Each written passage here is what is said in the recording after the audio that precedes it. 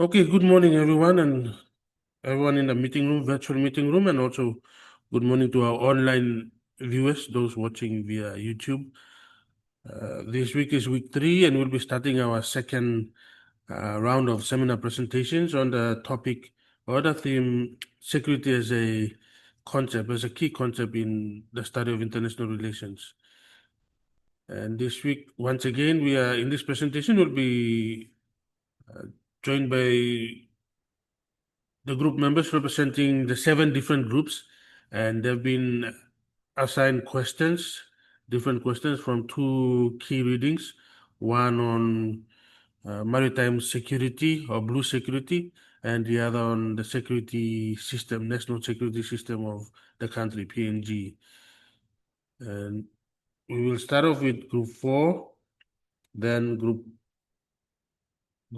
6, group 1 will be the third group 3, group 7, and group 5 will conclude the seminar presentations for this morning. And questions and comments will be moved to the discussion forum for this week. And those attending or watching via YouTube, you're free to share whatever questions and comments you have on YouTube, so we can respond accordingly. So without further delay, I now hand over the virtual microphone to our 2 group members, Ms. Tanamur and Mr. Yob, representing Group 4. Please go ahead.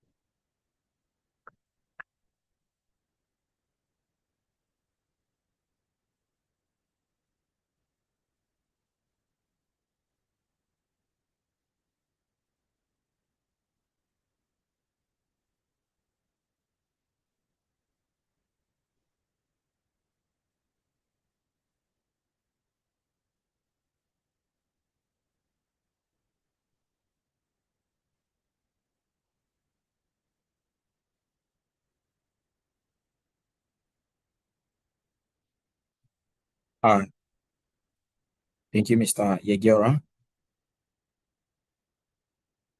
For group number 4, Tanya and I will do our presentation based on the statement in which ULAP highlights the fragmented nature of PNG's national security system and its vulnerability to both the internal and external security threats. So the question asks, how can adopting a adaptive system approach improve the country's response to these changes? So yeah, before we move on to answer the question, my group and I, we have prepared a question in order to give our audience a fair idea on what we'll be discussing or background information of you concerning a question that we'll answer. So we've come up with one question, which is why or how did Ulap Mumi mention that the PNG's national security is fragmented and vulnerable to both the internal and external security threats? So there are some things or some causes that made Ulap Mumi to state that our national security is fragmented and vulnerable to both internal and external security threats. So some of these factors are, as listed, PNG's national security system has not experienced a major transformation to modern security challenges in the new security architecture, despite the recent policy shift by Kabul in 2021. The other factor is the complex interaction of multiple agents with various interests at different layers of the political government system as engineered an emergence of fragmented and weak security system in PNG, which was according to ULAP Mumi 2023, page 12. The other factor is poor policy implementation, lack of institutional reform. These are some of the causes that made Ulap Momi to state that our national security system has been fragmented and vulnerable to both the internal and external security threats. So without further ado, I hand over the mic to Tanya to further answer our question given.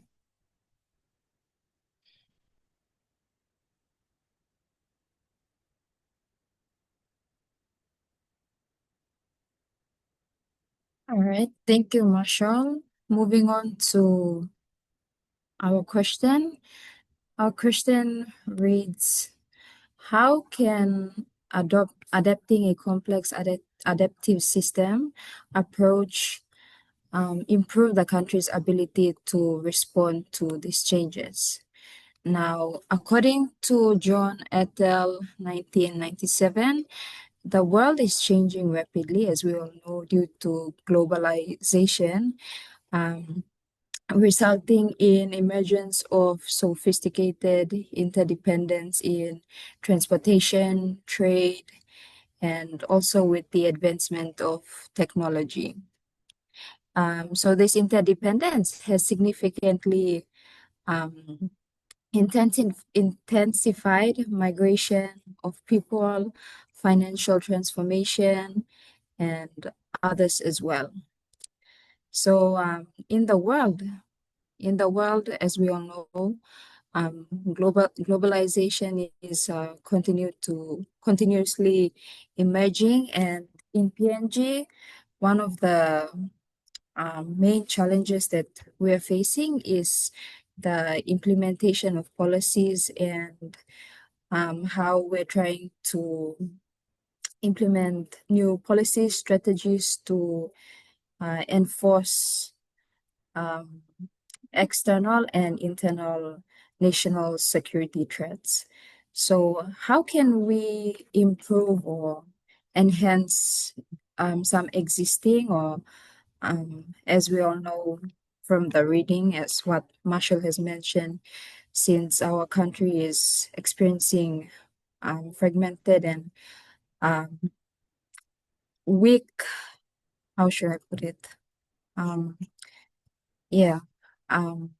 Towards national enforcing national security threats. If we adapt the approach, we will see that we will be able to improve feedback mechanism, and also we will strengthen our independence and coordination across subsystems such as the executive, the legislative, judiciary, defense, intelligence, and the police. Also, we will be able to manage emerging threats in the long run, and also we will be alerted in advance and prepare so that we won't be surprised to any future national security threats, either internal or external. And lastly, we can also enhance resilience. Thank you, and that's the answer to our question. And to summarize, it is evident that PNG's national security system is still weak, and also it is vulnerable to internal and external threats due to the main challenge of complex system and non-decentralization of systems in PNG. However, with the initiative of adapting a complex adaptive system into the country, it will greatly help to improve and enhance the country from external and internal security threats as we perceive today, and also from past encounters such as climate change and the COVID-19. Thank you. Thank you, Ms. Tanamur and Mr. Yob. We now move straight to the next group. The next group is made up of Mr. Waiwo and Mr. Kabe. They'll be representing the team members or group members to present this morning. So if you have any questions or comments for Ms. Tanamur and Mr. Yob, please share in our discussion forum. Let's listen to Mr. Waiwo and Mr. Kabe. The virtual mic is yours.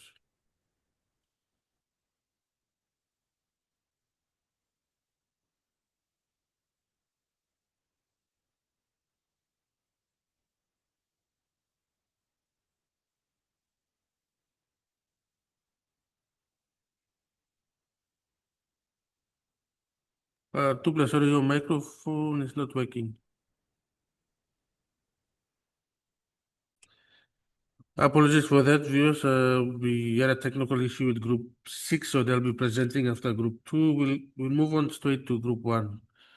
Group 1, Mr. Lai and Ms. Pere, the virtual microphone is yours. Please go ahead.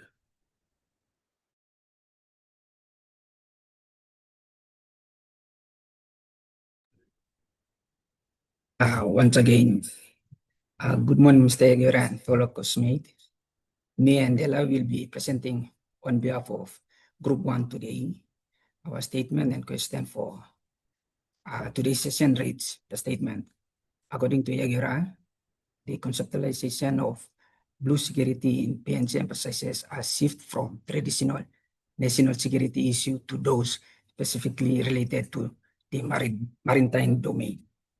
And our question is, why is this perspective significant, and how does it address emerging challenges such as drug smuggling and illegal fishing in the Indo-Pacific?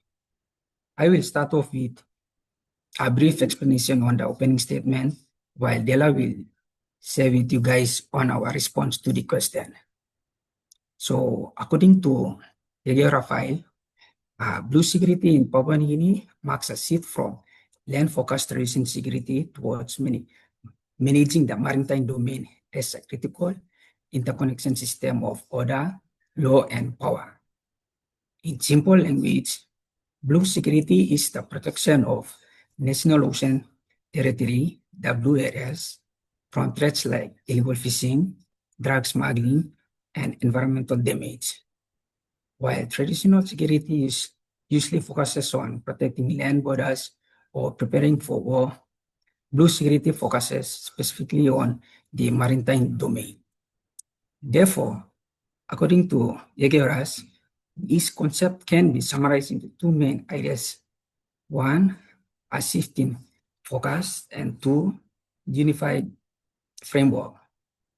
A shift in focus, it marks a change in PNG strategy from general national security, like international law and order, to a specialized focus on the sea, since PNG is a capability state with 3.12 million square kilometers of ocean.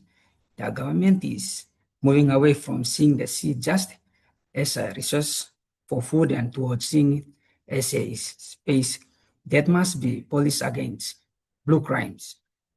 This includes stopping drug syndicates from using remote islands as transit points and preventing foreign vessels from stealing fish stocks, etc.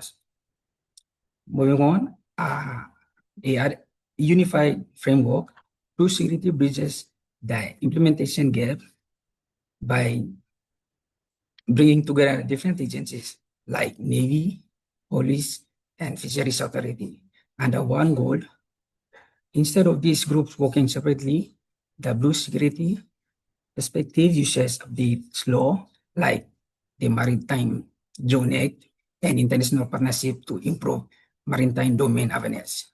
Essentially, each another shining a light on the water so the country knows exactly who is in each territory and what they are doing. Thank you.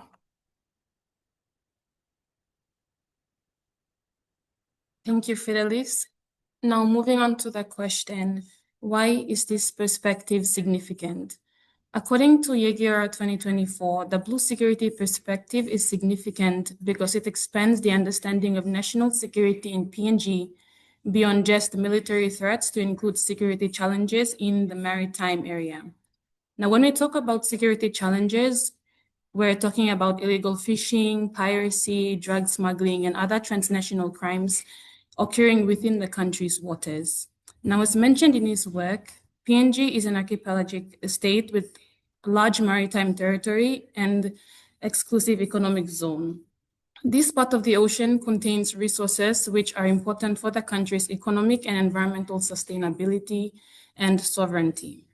Hence, the Blue Security Framework emphasizes on the need to protect, monitor, and govern PNG's maritime domain through stronger surveillance, law enforcement, and policies. Now, how does it address emerging challenges such as drug smuggling and illegal fishing in the Indo-Pacific? The Blue Security Perspective helps address emerging maritime challenges such as drug smuggling and illegal fishing by focusing on improving maritime governance, surveillance, and cooperation. Over the years, PNG waters have been used for transnational crimes to transport drugs to markets such as Australia and New Zealand. Currently in Vanimo, even with double security from both PNG and Indonesia, people are still able to smuggle illegal drugs and betel nut across to Indonesia, thus demonstrating the vulnerability of the country's maritime border. Furthermore, illegal, unreported, and unregulated fishing threatens PNG's fisheries resources and economic security. By adopting a Blue Security Framework, PNG emphasizes on number one, strengthening maritime domain awareness. This means improving PNG's ability to know what is happening in its waters at all times through surveillance, monitoring systems, and information sharing. For example, Australia has provided surveillance support to Papua New Guinea through the PAC 750XL surveillance aircraft. This aircraft helps to monitor PNG's vast ocean areas to detect illegal fishing or suspicious boats moving through its waters. Number two, to enhance maritime law enforcement. This involves strengthening the ability of security agencies to enforce laws at sea by increasing patrols, improving equipment and coordination between agencies such as the Navy, police, and fisheries authorities. For example, joint patrols conducted by the PNG Defense Force and fisheries authorities help to inspect fishing vessels operating within PNG's exclusive economic zone. Those patrols can identify vessels involved in illegal, unreported, and unregulated fishing and issue fines or arrests. Number three, developing partnerships with regional actors in the Indo-Pacific. This means working with other countries and regional partners to improve maritime security through shared intelligence and joint operations. For example, PNG operates with Australia under the Pacific Maritime Security Program, which provides Guardian-class patrol boats to help PNG patrol its waters. These measures help to improve the country's ability to monitor its waters, combat transnational crimes, and protect its maritime resources. In conclusion, the Blue Security Perspective is important because it broadens PNG's understanding of security to include maritime threats and provide strategies to address emerging challenges such as drug smuggling and illegal fishing through improved surveillance, law enforcement, and regional cooperation. Thank you. Thank you very much, Ms. Pere and Mr. Alai, for sharing with us your answer to the assigned question, and we also thank you, Group 1. All right, Group 1 and Group 4, we've listened to your presenters. Now let's listen to Group 3. Group 3 is represented by Mr. Alphonse and Mr. Opai. The virtual microphone is yours, Group 3. Please go ahead.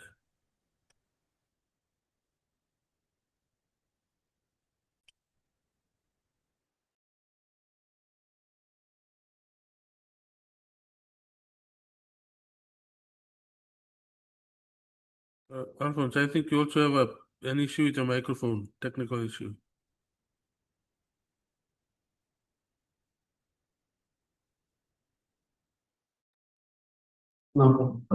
So once again, good morning, fellow cosmate and Mr. Yagira. Me and Titus will be presenting on behalf of group number 3. So our selected question reads, as discussed by Ula Mompi, the national security system in PNG is characterized by a complex interaction of agents and feedback loops. How does this complexity impact the country's ability to address emerging threats like climate change and transnational crime?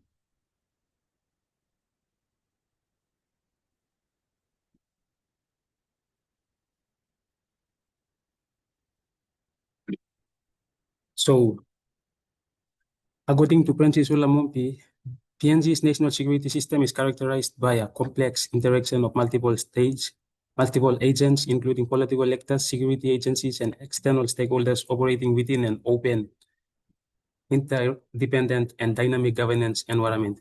These agents interact through feedback loops that influence behavior and policy outcomes in an unpredictable ways. Ulamompi uses complexity science theory to examine PNG's national security system.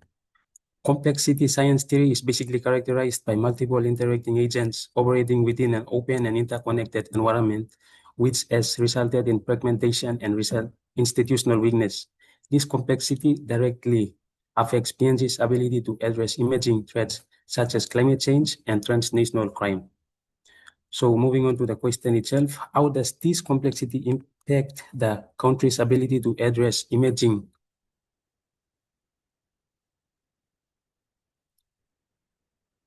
How does this complexity impact the country's ability to address emerging threats like climate change and transnational crime? So, one of the most pressing policy challenges in PNG is the vulnerability of the national security system to respond to existing and potential or emerging threats from internal and external environments. The current political system of PNG remains weak in governing national security interests due to a complex interaction of multiple agents governing national security interest due to a complex interaction of multiple agents within various interests at different levels of decision making. At the national level, political agents mostly influence certain outcomes that often appear opposing to the national interest.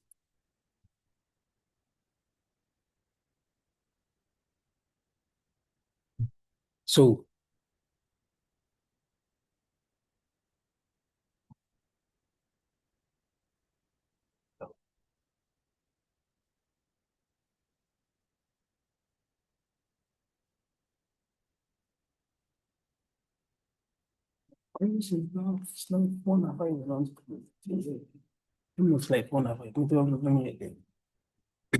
sorry for the inconveniences.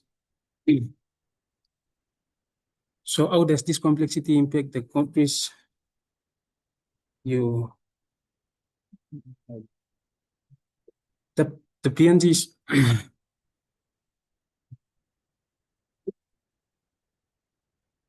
pardon me.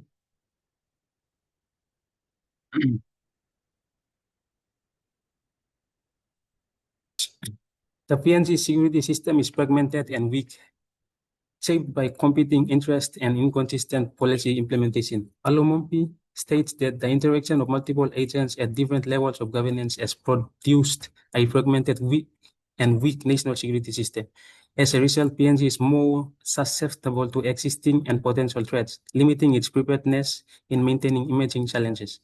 So obviously, corruption and delayed legislation such as the stalled Independent Commission Against Corruption or ICAC bill further weakened the system's capacity to respond to transnational crimes and environmental governance challenges.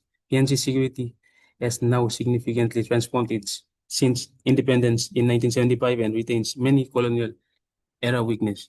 So regarding this, we can see that it is obviously clear that under the governance of the Honorable PMJM or Prime Minister James Marape, we have a lot of allegations against his leadership that he and his counterfeit ministers are incompetent, and they are some kind of rulers where they try to turn this wonderful nation into a kakistocratic type of system or a banana republic, of which many of the public funds have been diverted into some kind of a ghost account without further appropriation of where the money goes.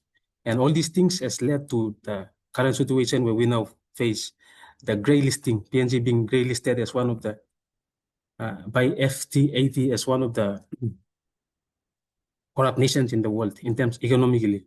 So yeah, this is in terms of the fragmented and weak governance. I think our government or the current political system has caused what is currently a pressing issue domestically and internationally is in terms of economic wise.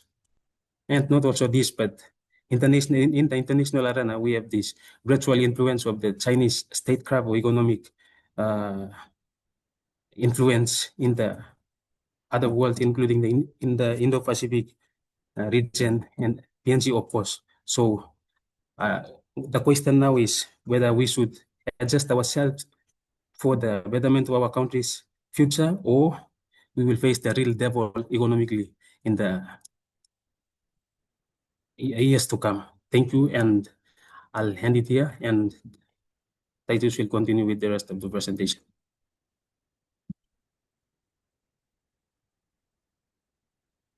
Slide.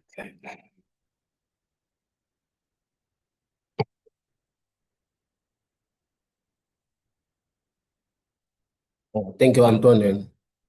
So we'll move on to non-linearity and unpredictability. So according to complexity science theory, complex systems exhibit non-linear and unpredictable behavior where small changes can have significant consequences. So this makes emerging threats harder to control, especially within a fragmented system. Limited adaptive capacity. So according to Ulapmumi states, concludes that PNG needs a complex system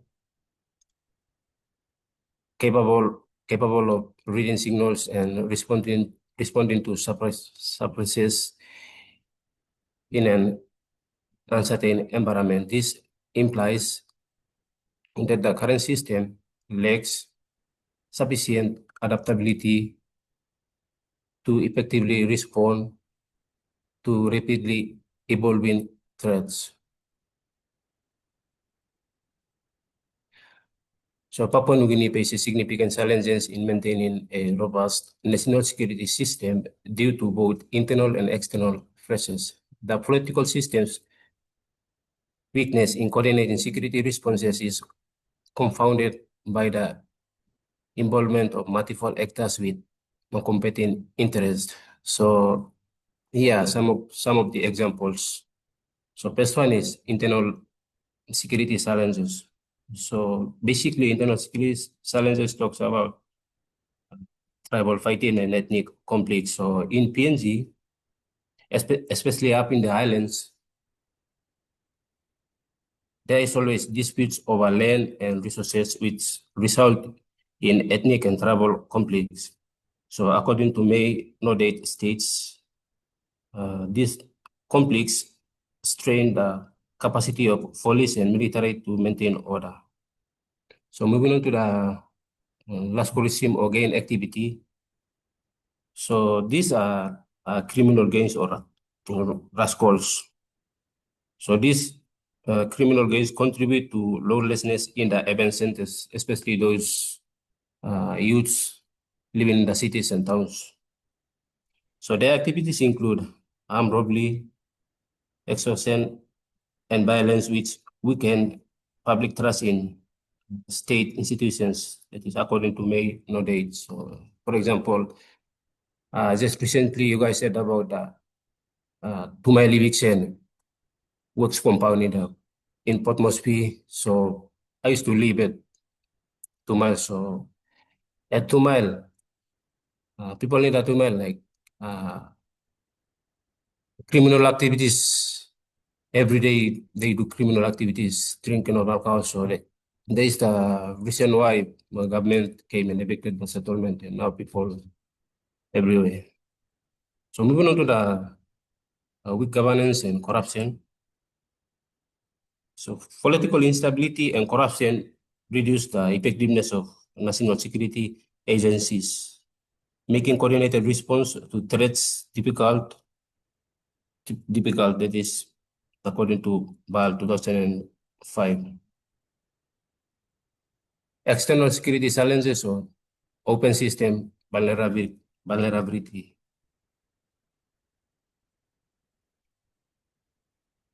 Ulapmumi states that the interaction of multiple agents at different levels of governance has produced a fragmented and weak national security system.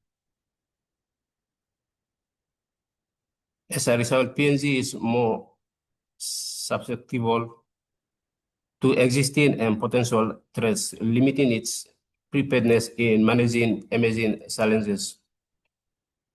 Geopolitical pressures of PNG's strategic location near key maritime routes makes it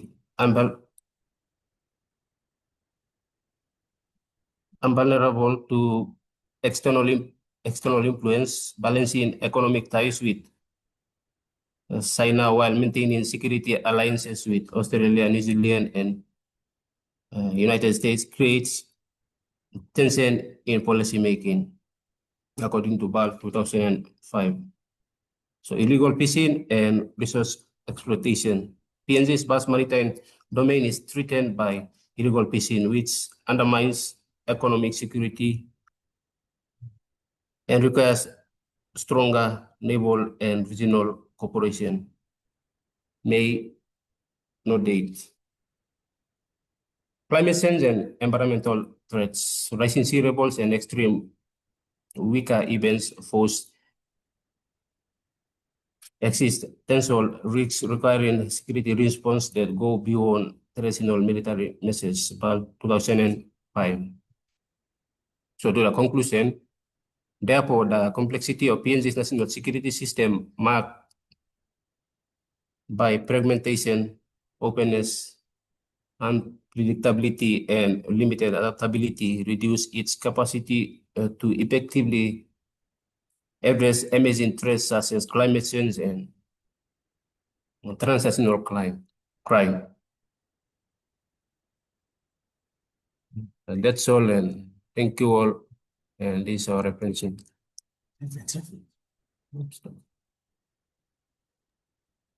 All right, thank you, Mr. Alphonse and Mr. Opai representing Group 3. We'll move on to Group 5. Group 5 is represented by Ms. Gal and Ms. Lawi. Group 5, the virtual microphone is yours. Wait.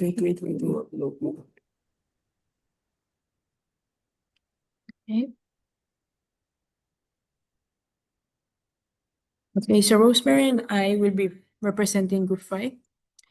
Our question is, as discussed by Yegura, PNG has implemented key legislative and policy measures such as the Maritime Zone Act and the National Security Policy to address blue security concerns. How effective are these frameworks in aligning with international standards like UNCLOS, and what gaps remain? So most of our information was taken from the Yegura's file. Firstly, before I begin, we want to know what blue security is. So blue security represents a comprehensive approach to maritime security that goes beyond traditional military concerns. So its main aim is to protect the people, environment, and national interests to address wide ranges of challenges such as blue crimes. So blue crimes, some examples are like piracy, smuggling, and illegal fishing. It also emphasizes on the challenges on environmental threats and geopolitical tensions. So we want to know how effective are the Maritime Act Zone and the National Security Policy is. So as discussed by Yegura, PNG has introduced key legislatives, which is the MZA and the NSP. So the Maritime Zone Act is the most significant legislation reflecting PNG's blue security priorities. It follows UNCLOS rules by clearly defining PNG's territorial sea and exclusive economic zone, also known as EEZ. This gives PNG legal control over its maritime resources, such as fish and minerals. On paper, the law matches international standards. By aligning PNG's maritime boundaries with UNCLOS standards, it strengthens legal recognition of PNG's maritime claims, sovereign rights over marine resources. It also complies with international maritime laws, regional cooperation, and dispute resolution. So it is highly effective in legal alignment with UN CLOS because it domestically implements international maritime laws. Okay, the national security policy, on the other hand, is a whole of nation. So whole of nation basically, or in simple terms, means it's everyone's responsibility, or not just military or police, or how we see it. So it outlines 10 national security priority areas and 9 policy goals and implementation strategies. So the national security policy recognizes maritime security as a key national interest and supports strategies that defend PNG's blue security priorities. It does not only focus on military threats, it also looks at environmental problems, economic issues, and the safety of people.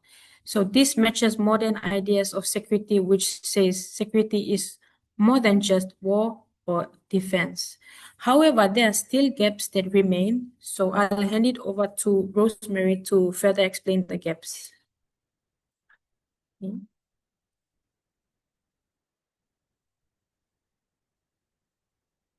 Okay, based on what Grace has mentioned about the two policy, the first one is act and the other one is policy, there are still gaps remaining. So the analysis will be mainly based in the PNG context. The PNG's national security policy also supports ocean protection. It recognizes that security includes economic growth and environmental care, not just military defense. This is similar to the goals of UN CLOS. However, there are still gaps remaining. So, while reviewing the given article on Yegiora 2024, Papua New Guinea, we identify 4 remaining gaps despite the implementation of the MZA and NSP. So the 4 remaining gaps are as follows. The first one is lack of linkage between PNG's policies and frameworks to address blue security concerns using the whole of nation approach. The second one is absence of the National Security Authority. The third one is lack of an effective government response. And the fourth one is lack of a foreign policy white paper in PNG. So due to time factor, we'll be presenting on the first 2. The first gap identified is that though PNG has all these policies and frameworks to address blue security concerns, they are not linked using the whole of nation approach. As stated by Yegiora 2024, and I quote, there is no whole of nation approach to help address the 10 national security priority areas of the government. Different security sector agencies have formulated their own sectoral legislation, policies, and plans to help them address the different national security issues that are related to their mandated functions. The second gap is that there is an absence of the National Security Authority. As stated by Yegiora 2024, and I quote, the absence of the National Security Authority, the designated lead agency tasked with coordinating efforts among all security sector agencies to tackle the 10 national security priority areas, has prevented the full implementation, monitoring, evaluation, and updating of the national security policy. The national security policy needs the National Security Authority to head the agency. Without it, the policies and the frameworks won't be linked together to effectively address blue security concerns. Thank you. This brings us to our conclusion. So in conclusion, PNG's laws match international standards like United Nations Convention of Laws of Sea. However, as stated earlier, the enforcement is weak.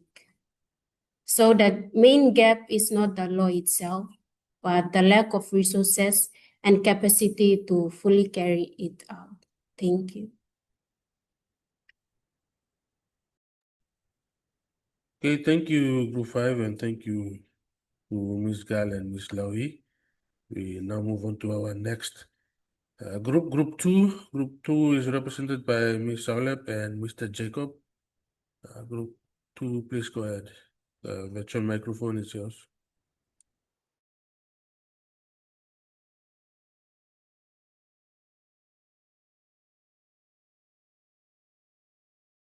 But, good morning, everybody. Thank you, Mr. Yagiora. For Group 2, Tanika and I will be presenting on behalf. So our question reads, according to Ulap Momi, both positive and negative feedback in policy reforms have influenced the self-organization of agents within the national security system. Now, how can policymakers ensure that feedback mechanisms produce cohesive and effective outcomes instead of further fragmentation? So I will be giving a brief introduction of Dr. Francis Ulap Momi and his system's perspective on national security, and my colleague will be elaborating more on the question with answers. So Dr. Francis Ulap Momi uses system theory to explain national security policy. So according to this theory, national security is not one single institution, but instead it is a complex system made up of many different actors. So some of them include government departments, the defense force, police, intelligence agencies, and the policymakers. So all these actors are connected and depend on each other. This means that when one group makes a decision or takes action, it can influence the behavior of others within the system. So Dr. Ulap Momi also explains that feedback mechanisms in policy reforms play an important role, and these mechanisms also help shape how agents within the national security system recognize and respond to different situations. And one key idea in this theory is feedback. And so feedback refers to the information or response that come from policy decisions. And this information can influence future actions and decisions making within the system. So because of this, policymakers can intentionally design feedback systems that promote accountability and help reduce fragmentation within the national security institutions. So with that small introduction, I will now leave it to my colleague Tanika to further elaborate and answer the question. Thank you. Thank you, Ken. So elaborating on feedback as a key concept as mentioned in Dr. Ulap Momi's paper on the systems theory. So according to his explanation of feedback in the theory, so humans are a biological living thing and they scientifically can adapt to the external environment, meaning they're volatile. So with this in mind, he stated that humans respond to biological changes like temperature and social changes. In this aspect of security, they respond to feedback. So an environment is open where feedback, both negative and positive, come in. These are the two types of feedback that impact security in the theory that was mentioned. So positive feedback, it reinforces or amplifies a particular action or trend. For example, if a security reform strengthens one agency's authority and produces success, that agency can gain more resources and influence, further expanding its role. So positive feedback can drive rapid change, but it can also magnify imbalances or unintended consequences. Now, negative feedback, it works as a corrective system or mechanism. So it identifies problems or deviations and attempts to restore balance. For instance, oversight bodies or evaluation systems may adjust policies if the reforms produce instability. So it's more like a review. Negative feedback promotes stability and regulation within a system. So the core idea is that national security is a dynamic system, and policy reforms introduce feedback loops that shape institutional behavior over time. So whether the system becomes coordinated or fragmented, it depends on how these feedback systems are structured and managed. So to answer the question, that is, how can policymakers ensure that feedback mechanisms produce cohesive and effective outcomes instead of further fragmentation? So to ensure the effective outcomes, policymakers must deliberately design feedback systems that promote coordination and shared objectives. So this includes clearly defining institutional roles and responsibilities, establishing interagency communication platforms, and creating transparent monitoring and evaluation systems. So a more specific example would be designing a flexible adaptive security system that can learn, change, and adjust instead of the rigid or the fixed reforms. So for example, crime patterns or changes of a new security threat appear, and security agencies quickly adjust their plans instead of waiting years for new laws. So the idea is to be flexible and not rigid. Another would be improving coordination across all levels of the government. So agencies don't independently act. So instead of each agency making its own plans, they follow one shared strategy or a uniform basis. And lastly, they can do so by avoiding short-term political disruptions that interrupt policies before they take effect. In other words, they shouldn't keep changing policies every time the government or leadership changes. Like a security reform should continue despite leadership changes, its implementation. Thank you, and that is the end of our presentation. Right, thank you, Mr. Jacob and Ms. Holop and Group 2 for sharing with us your answer to that same question. We now move back or go back to Group 6, Mr. Waiwo and Mr. Kabe. If you're ready, please go ahead. I hope you sorted out your technical issue with your microphone. The virtual mic is yours. Please go ahead.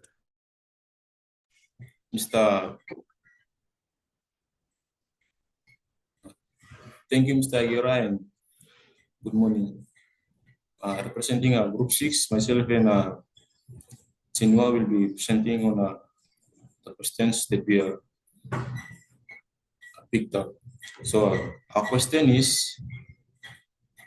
Agiora highlights the importance of regional partnership for improving PNG's blue security capabilities.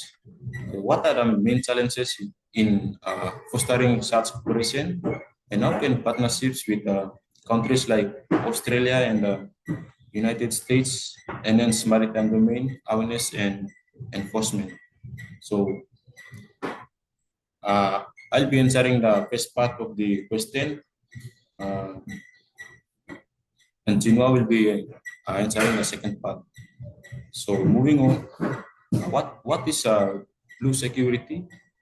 According to Agiora 2024, blue security is a concept formulated by academics and diplomats based on maritime security issues in blue crimes like drug smuggling, illegal, unreported, and unregulated fishing. So blue security is conceptualized from maritime security to solve issues related to a marine domain. So the importance of blue security is it protects the country's exclusive economic zone, enhance the country's maritime domain awareness to enable it to govern its maritime jurisdiction, and strengthen the country's maritime law enforcement. So the challenges, answering the first part of the question, what are the main challenges in fostering such cooperations? The challenges are the government's failure to implement legislation, policies, and plans, and the private sector and civil society's inability to apply the pressure on the government for the implementation. Like PNG has 10 national security priority areas and 9 policy goals with their proposed implementation strategies formulated in 2013. However, Only a few are implemented that help defend its blue security interest. So it is the implementation part that the government fails. Thank you. I'll need to what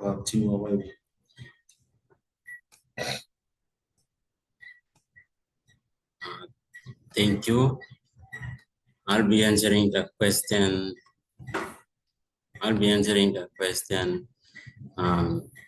How can partnership with countries like Australia and United States enhance maritime domain awareness and enforcement?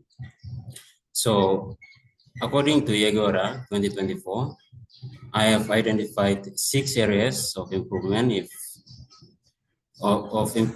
with the partnership with Australia and United States. So, however, I'll talk about only 4 which I see of importance. So the first one is the protection of exclusive economic zone. So PNG exclusive economic zone covers 3.12 million square kilometers. Therefore, cooperation with Australia and United States can effectively protect the area from the blue crimes such as smuggling and illegal, unprotected, unregulated fishing. So moving on to the second area, which is improving maritime domain awareness. PNG lacks adequate surveillance capabilities to monitor its waters. Partnership with United States and Australia can offer resources for aerial surveillance and intelligence sharing to closely monitor its border.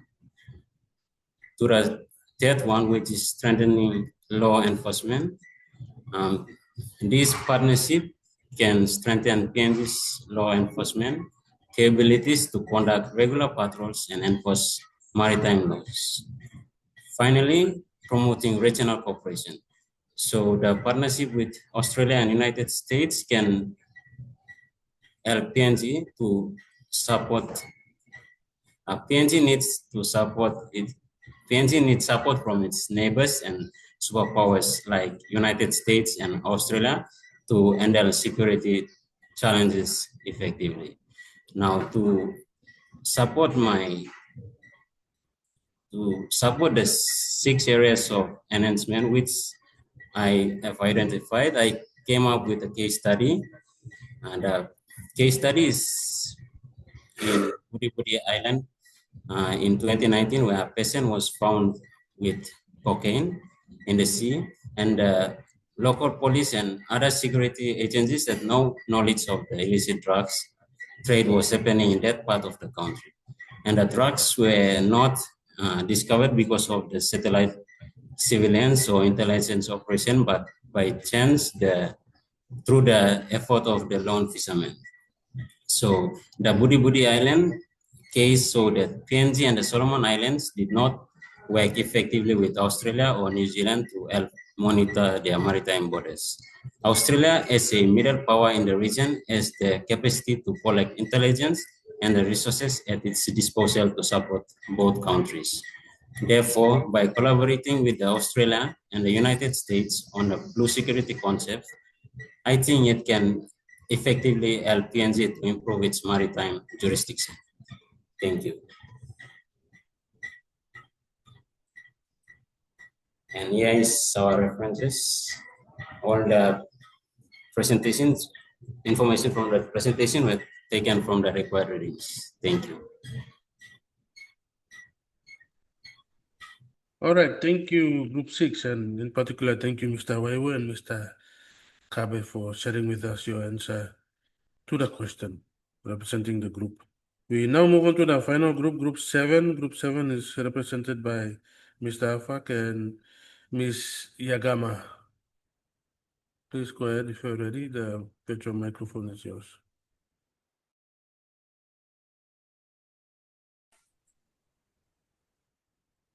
Good morning, everyone. We are Group 7. We will present on the blue security. So the introduction to the blue security is that I will just read the simple introduction, and Mata will answer the question. PNG is an island state with complex maritime security issue since its independence in 1975. Concerns include smuggling, illegal fishing, marine pollution, dwindling fish stocks, and border disputes. Blue security is a relatively new concept in PNG, focusing on maritime-specific threats like drug trafficking and fishing. Looking at the legislative and policy framework on blue security, Maritime Zone Act 2015 incorporates UNSLOS provisions central to PNG maritime governance, supporting laws, Maritime Policy Acts 2013 to 2015, Fisheries Management Act 2015, Customs Service Act 2014. To the National Security Policy 2013, it defines 10 priority areas, including border controls, climate change, illegal poaching, and trafficking. So other policies like events, which is on White Paper 2013, National Ocean Policy 2020 to 2030, Fisheries Strategies Plan 2021 to 2030, and Medium-Term Development Plan number 4 in 2013 and 2023 to 2027. So moving on to the interests and objectives of blue security, safe and secure PNG, protect exclusive economic zone, economic maritime domain awareness, and then strengthen maritime law enforcement. Moving on to the good maritime neighbor, safeguard maritime borders, promote regional cooperative with Australia, Solomon Island, New Zealand, and US based on the blue security interests and objectives. So in carrying and health maritime nation, address environmental concerns like pollution or climate change to improve humanitarian responses, search and rescue, disaster relief. I think that's the end of my presentation, and I will hand it over to my friend, Mata Yakama.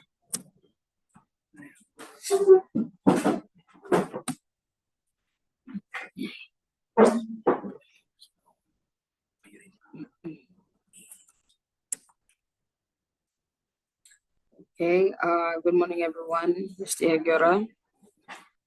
Carrying on with the blue security presentation, in order to answer the question in itself, let's dissect the major question. So what are PNG's blue security challenges? Yagera 2024 emphasizes the importance of regional partnerships in addressing PNG's blue security challenges, particularly in protecting its exclusive economic zone and enhancing maritime law enforcement. Yagera and Hualup Momi 2024 basically refer to the threats in the ocean, such as illegal and harmful activities happening within the PNG seas, for instance, including illegal fishing and drug smuggling. According to Yagera 2024, PNG has a legislation in place that was implemented by its government since 2013 to manage and protect PNG's maritime. However, over time, the system became less active, mostly due to the advancement in technology. Therefore, as such, PNG needs support from its bilateral and multilateral partners with the necessary skills and tools to protect its maritime. Secondly, Hualup Momi highlights the fragmented nature of PNG's national security system and the need for a complex adaptive systems approach.